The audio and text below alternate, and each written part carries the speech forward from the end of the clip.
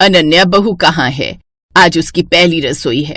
2 दिन उसे आराम करने दिया, लेकिन अब उसे ससुराल के किचन का मुंह देखने को मिलेगा। माँ वो बस तैयार हो रही है, आने वाली है। कुछ देर बाद अनन्या तैयार होकर कमरे से बाहर आती है। बहू, तू तो ऐसे तैयार होकर आई है जैसे ससुराल के किचन में नहीं बल्कि किसी 5 स्टार होटल में खाना खाने जा रही हो। अब मम्मी जी, आजकल पहली रसोई भी तो किसी बड़े फंक्शन से कम थोड़ी ना होता है। रील्स भी बनाकर डालनी होती है ना सोशल मीडिया पर। आग लगे सोशल मीडिया को, आजकल बहुओं को कैसे बिगाड़ कर रख दिया है।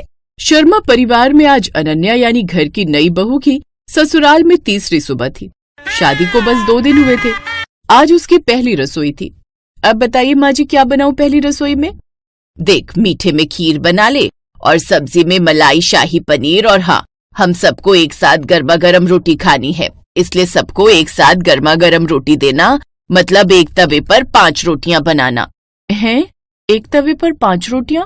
हाँ, क्यों नहीं बना सकती? इस अमित ने ही तुम्हारी शादी से पहले मुझसे यही कहा था कि तुम बड़ी काबिल हो और एक साथ एक तवे पर 5 रोटियां बनाकर हमें गर्मा गर्म खिला सकती हो। इसने कहा था कि अनन्या में ये सुपर पावर है। क्यों नहीं बना सकती क्या? अनन्या अमित को घूर घूर कर देखती है। अमित के बच्चे, तुम मिलो मुझे अकेले में। अब कहाँ खो गई बहू? चल जाओ रसोई में जाकर खाना बनाने की तैयारी कर। हाँ हाँ माँ जी। अनन्या किचन में गई और खाना बनाने लगी। उसने सब्जी और खीर बना ली, जिसके बाद वो आटा गूंथ रही थी कि तभी उसकी सास सावित्री देवी घमघमाती आवाज में आई। बहू, जल्दी हाथ चलाओ, पूरे घर को नाश्ता देना है, और हाँ, 5 रोटियां एक साथ जरूर बनाना। मोहल्ले में सबको बताना भी तो है कि हमारी बहू कितनी हुनरमंद है। लेकिन मम्मी जी, 5 रोटियां एक ही तवे पर, वो भी इतने से तवे पर, इस पर तो एक ही रोटी बनेगी। हाँ हाँ, इसमें भी बन सकती है, क्यों नहीं बन सकती? क्यों, तेरी मम्मी ने नहीं सिखाया क्या? इतनी पढ़ाई करके आई है, एक तवे का हिसाब नहीं आता क्या कि कैसे उस पर 5 रोटियां एक साथ बनानी है? लेकिन तवा तो देखिए माँ जी। सास बीच में ही बात काटते हुए बोली। बड़ी बड़ी बातें मत कर बहू, हमारे जमाने में तो हम एक बार में 10 बना लेते थे, वो भी इतने से तवे पर। चल अब काम कर। ऐसा कहकर सास किचन से बाहर आ गई। तभी छोटे देवर मोहन ने आकर शोर मचाया। वाह भाभी, क्या बढ़िया सी खुशबू आ रही है। लगता है सब्जी तो बड़ी मजेदार बनी है। अच्छा सुनो, आज तो मैं 5 रोटियां ही खाऊंगा। वैसे रोज तो 2 से ज्यादा नहीं खाता, पर आज आपकी सुपर फास्ट रोटियां टेस्ट करूंगा। ठीक है मोहन, बना दूंगी।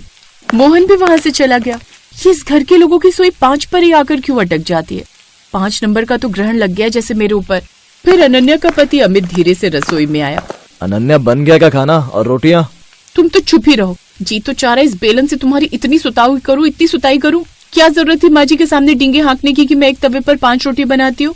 अब झूठ नहीं बोलता तो क्या करता, बोलो। तुम तो जानती हो माँ लव मैरिज के खिलाफ थी, क्योंकि उन्हें लगता था कि लव मैरिज वाली बहू उन्हें खाना पकाकर नहीं दे सकती, इसलिए तुम्हारी बढ़ा चढ़ाकर तारीफ कर दी थी। अरे तो जब ऐसा कुछ था तो तुम मुझे बता देते, मैं एक बड़ा तवा ले आती दहेज में, डोसे वाला तवा, उस पर आराम से बन जाती रोटी।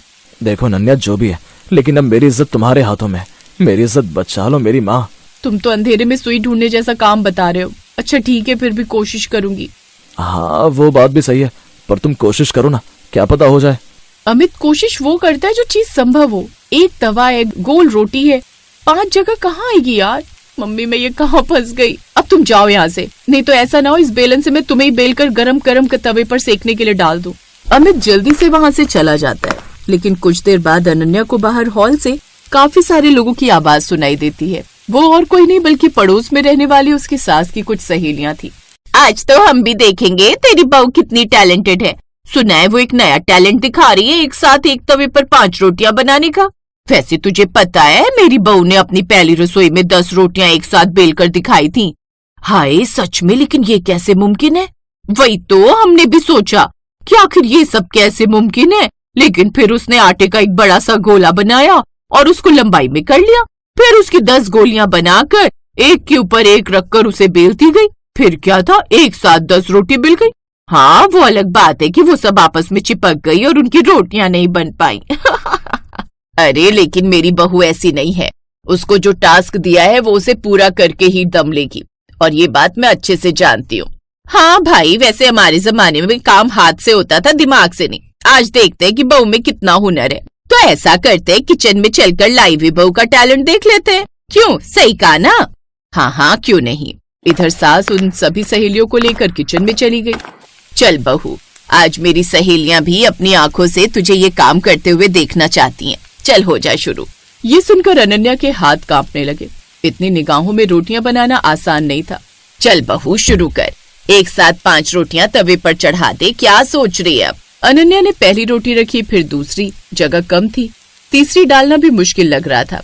अरे अरे बहू तो 2 पर ही अटक गई। तभी रीना ताने देते हुए बोली, कहते हैं कि पढ़ाई लिखाई करने वाली लड़कियां घर के काम नहीं संभाल पाती। लगता है ये बात सच है। ये सुनकर अनन्या के हाथों की उंगलियां ठंडी पड़ गई, लेकिन उसका माथा गर्म हो गया।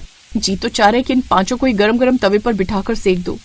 यही सोचते हुए उसने तीसरी रोटी डालने की कोशिश की, पर रोटियां आधी आधी चढ़ने से जलने लगी। ये देख सास चिढ़ गई। अरे ये क्या कर रही है बहू, रोटियां जला रही है। 5 की जगह ये तो 1 भी नहीं बना पाएगी ऐसे। ओफो मम्मी जी, ऐसे ना मैं डिस्टर्ब हो रही हूँ, मैं अपने काम पर कंसंट्रेट नहीं कर पा रही। आप एक काम कीजिए, आप सब बाहर जाइए, मैं जल्दी से 5 रोटियां बनाकर लाती हूँ, वो भी एक साथ। पता नहीं क्या ही करके मानेगी। चलो भाई बाहर चलो। अब वो सब एक साथ बाहर आ जाते हैं। ओफो अब क्या करूं, अब तो बात इज्जत पर आ गई है। फिर अनन्या को एक आइडिया आया कुछ देर बाद, और पेश है अब एक साथ आप सबके लिए एक तवे पर बनी हुई गर्मा गर्म 5 रोटियां। ऐसा कहकर जैसे ही उसने सबको वो रोटियां परोसी, तो सभी रोटियों को देखकर हैरान रह गए। बहू ये क्या है, पूरी जितनी रोटियां? माँ जी आपने कहा था ना एक तवे पर 5 रोटियां बनाकर दिखानी है। अब ये तो तय नहीं हुआ था कि कितने साइज की बनानी है। और रीना आंटी, आजकल की लड़कियां पढ़ी लिखी हैं और इसीलिए अपनी बुद्धि का इस्तेमाल सही से करना बहुत अच्छे से जानती हैं। अब खाइए आप सब, मैं अभी आप सबके लिए 5 रोटियां और बनाकर लाती हूँ। ये देख सभी हंसने लगते हैं। अब सबको उसके हाथ का खाना बड़ा पसंद आता है और साथ ही सब बहू की अक्ल की तारीफ भी करते हैं।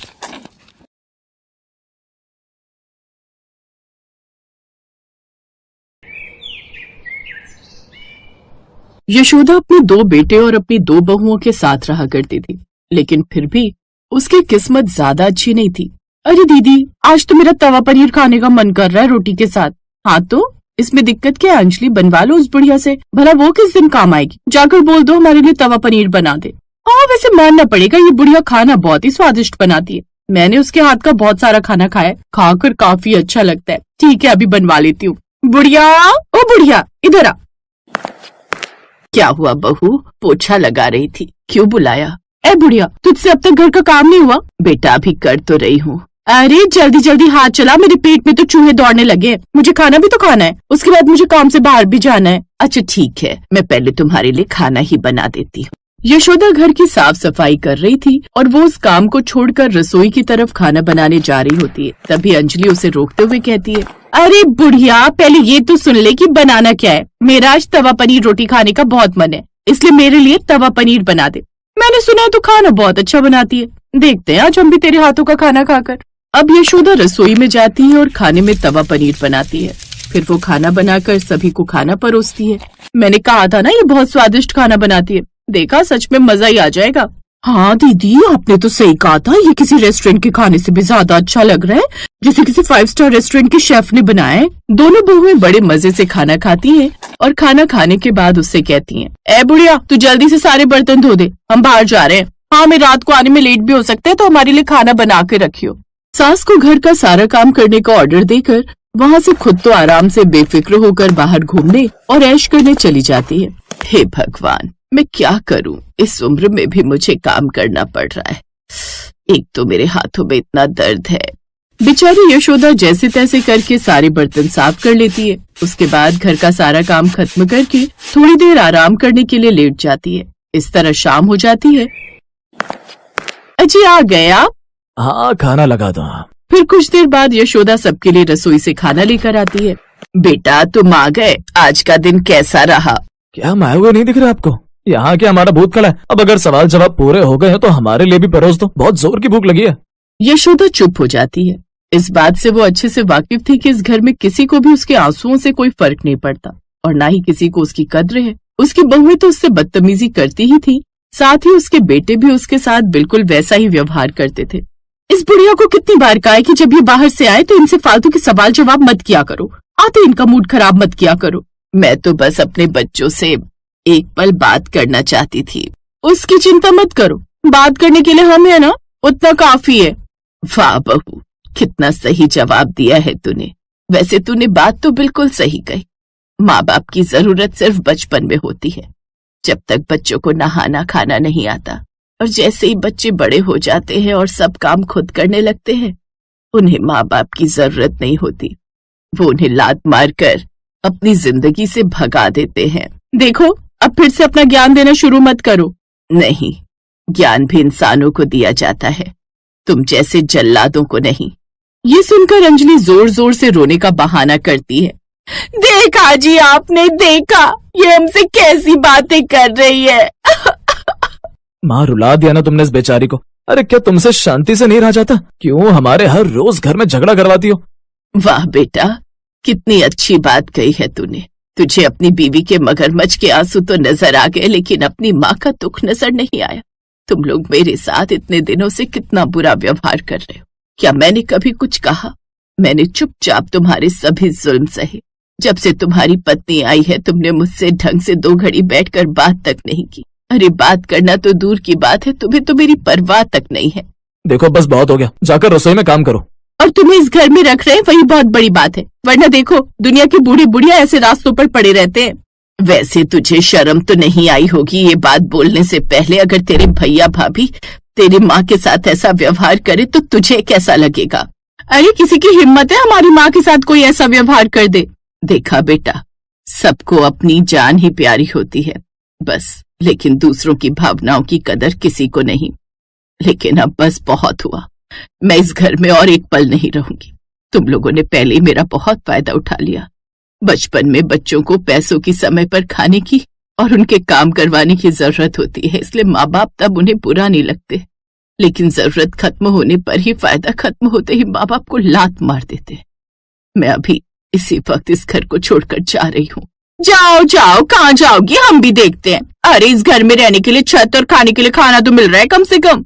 भले ही अब दर दर भटकना पड़े, लेकिन तुम जैसी औलाद के पास कभी वापस नहीं आऊंगी। अब वो अपना कुछ जरूरत का सामान पैक करती है और वहां से चली जाती है। उसके चारों बेटे बहू उसे जाते हुए देख रहे थे, लेकिन मजाल जो किसी ने उसे एक बार भी जाने से रोका हो। अब वो बेचारी अपने बुढ़ापे में बिल्कुल अकेली हो गई थी और इस तरह सड़क पर अकेले इधर उधर भटक रही थी, वो भी भूखी प्यासी। एक रोज उसकी मौसेरी बहन उसे मिलती है। अरे यशोदा, तुम कहाँ जा रही हो और ये क्या हाल बना रखा है? अपनी मौसी की बेटी को देखकर यशोदा की आंखों में आंसू आ जाते हैं और वो उसे अपना सारा हाल सुना देती है, जिसे सुनकर विद्या भी भावुक हो जाती है। तुम चिंता मत करो यशोदा, कहते हैं ना भगवान सब देखता है। तुम एक काम करो, तुम मेरे साथ चलो। वो यशोदा को अपने साथ अपने घर ले आती है और फिर उसे खाना खिलाती है। तुम्हारे बच्चे कहाँ हैं विद्या?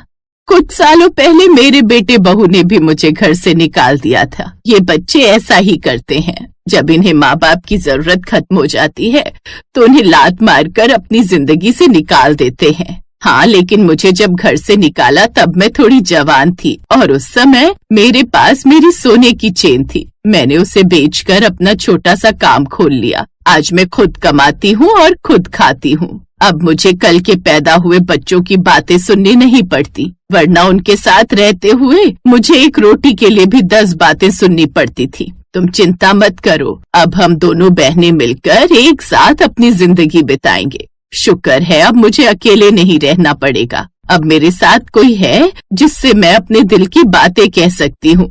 हाँ, वैसे भी हम दोनों अपनी शादी के बाद कभी नहीं मिले। अब हम एक दूसरे से बहुत सारी बातें करेंगे। दोनों बहनों को एक दूसरे का साथ मिल जाता है। फिर अगले दिन सुबह सुबह मैं अपना ठेला लेकर पकौड़े बेचने जा रही हूँ। अच्छा, मैं कह रही थी क्या मैं भी ये काम शुरू करूँ? इससे हम दोनों की ही मदद भी हो जाएगी और दोनों को एक दूसरे का सहारा मिलेगा। हाँ जरूर, क्या तुम भी पकौड़े बनाकर बेचोगी? नहीं, मुझे पकौड़े तो अच्छे नहीं बनाने आते, लेकिन हाँ, मेरे हाथ का बना तवा पनीर सभी को बहुत पसंद आता है। हाँ, मुझे आज भी उसका स्वाद याद है। तुमसे बेहतर तवा पनीर कोई नहीं बना सकता। वाकई वो बहुत स्वादिष्ट होता है। तुम उसे बनाकर बहुत मुनाफा कमा सकती हो। इस तरह दोनों बहनें एक ही ठेले पर पकौड़े और तवा पनीर बनाकर बेचती, जिससे उन्हें बहुत मुनाफा होता है। अब उनकी आर्थिक स्थिति भी काफी ठीक हो गई थी। उन दोनों का ठेला काफी मशहूर था। कई लोग उनकी कहानी ऑनलाइन शेयर करते थे और उन दोनों की कहानी ऑनलाइन काफी मशहूर हो जाती है, जिसे यशोदा के बच्चे देख लेते हैं।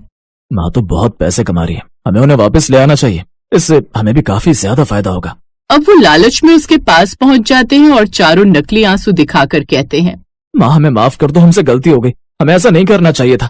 तुम्हारे बिना घर सूना लगता है, चलो हमारे साथ घर वापस चलो। मैंने कहा था ना, इनके पास जैसे ही वीडियो पहुंचेगी ये चारों कैसे दौड़े दौड़े मेरे पास आएंगे। नौटंकी, वापस लेने आए हैं लेकिन मेरी कोई औलाद नहीं है। अब चुपचाप से यहाँ से दफा हो जाओ, नहीं तो पुलिस को बुला लूंगी। उन चारों को उनका जवाब मिल जाता है और वो वहां से चले जाते हैं। अब यशोदा और विद्या दोनों बहनें खुशी खुशी एक दूसरे के साथ रह